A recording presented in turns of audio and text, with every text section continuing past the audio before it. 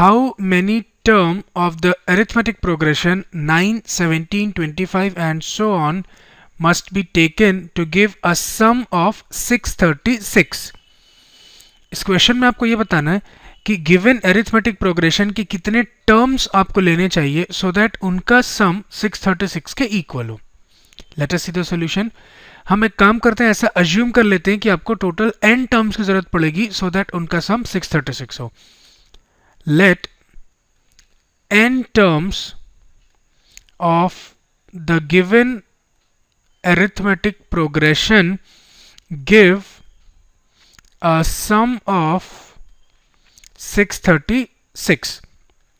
That is, इसका मतलब क्या है कि 636 किसके इक्वल होगा? ये जो AP के टर्म्स हैं इनको ऐड करिए, 9 plus 17 plus 25 and so on. और एक्चुअली ऐसे कितने टर्म्स होने चाहिए? n टर्म्स, जो आपने अज्यूम किया है. ऐसे टोटल n टर्म्स होंगे जिनका सम कितना होगा? 636. और इसी n की वैल्यू को आपको फाइंड करना है. Now for the given AP को एनालाइज करते हैं.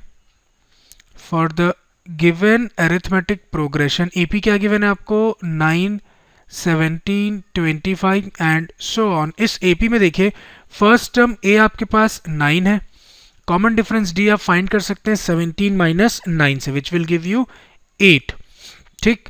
नाउ वी नो दैट आपको अरिथमेटिक प्रोग्रेशन में सम ऑफ n टर्म्स का फॉर्मूला मालूम है. We know that sum of n terms in an AP is equal to n by 2 into 2a plus n minus 1 into d. Therefore sum of n terms के place पे आप put करिए 636 which implies का symbol लगाइए is equal to n by 2. Since n आपको find करना है तो उसको ऐसे छोड़ दीजिए, into twice of a. First term में आपके पास 9 है, प्लस n आपको फाइंड करना, अगेन ऐसा छोड़ दीजिए, -1 इंटू कॉमन डिफरेंस d आपके पास 8 है, which gives us 636 is equal to n by 2 into 9 2 is 18 plus 8 into n is 8n, 8 into -1 is -8, which gives us 636 is equal to n by 2 into 18 minus 8 से आपको मिलेगा 10 plus 8n. ठीक. और एक काम करते हैं, इस 2 को मैं LHS में ले आता हूँ तो 636 से मल्टीप्लाई हो जाएगा, तो आपको मिलेगा ये 1272 is equal to 10 into n is 10n plus 8n into n is 8n square, जिसको आप इस तरीके से लिख सकते हैं 8n स्क्वायर प्लस 10n को थोड़ा ठीक से लिख देता हूँ मैं, प्लस 10n. और इस 1272 को जब आप RHS में लेके जाएंगे तो वो सब्ट्रैक्ट होगा, -1272 इज इक्वल टू 0. अब एक क्वाड्रेटिक इक्वेशन आ गया आपके पास, और इसको सॉल्व करने से पहले काम करिए, 2 से डिवाइड कर दीजिए इस पूरे इक्वेशन को. Dividing throughout by 2 we have 4n square plus 5n minus 636 is equal to 0. अब इस क्वाड्रेटिक इक्वेशन को हम सॉल्व करेंगे by splitting the middle term. Middle term split करने के लिए आपको क्या करना होगा? 636 जो कांस्टेंट टर्म है c इंटू 4 जो x स्क्वायर का कोएफिशिएंट है, n स्क्वायर का कोएफिशिएंट, इनका प्रोडक्ट निकालना होगा. और फिर आपको ऐसे 2 नंबर्स ढूंढने होंगे जिनका सम या डिफरेंस इनके प्रोडक्ट के इक्वल हो. मैं पूरी चीज करके नहीं बताऊंगा आपको, मैंने क्वाड्रेटिक इक्वेशन चैप्टर में आपको एक एक चीज समझा दिया है.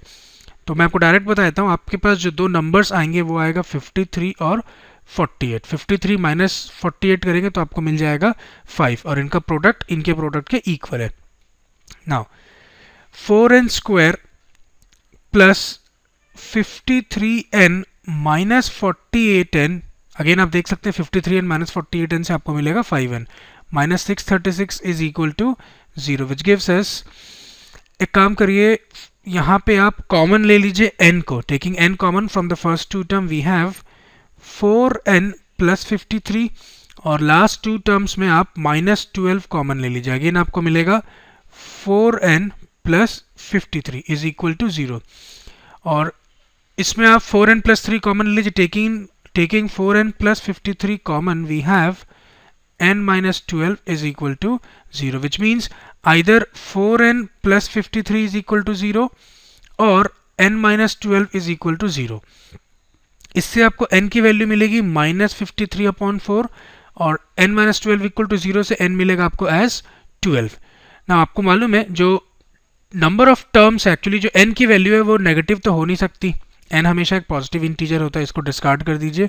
तो फाइनली जो n की वैल्यू है वो कितनी है 12, मतलब आपको इस गिवन AP के 12 टर्म्स लेने होंगे, तब उनका सम आपको मिलेगा 636। तो आप लिख सकते हैं hence 12 terms must be taken to give a sum of 636. This completes our solution. Let us see the fifth question.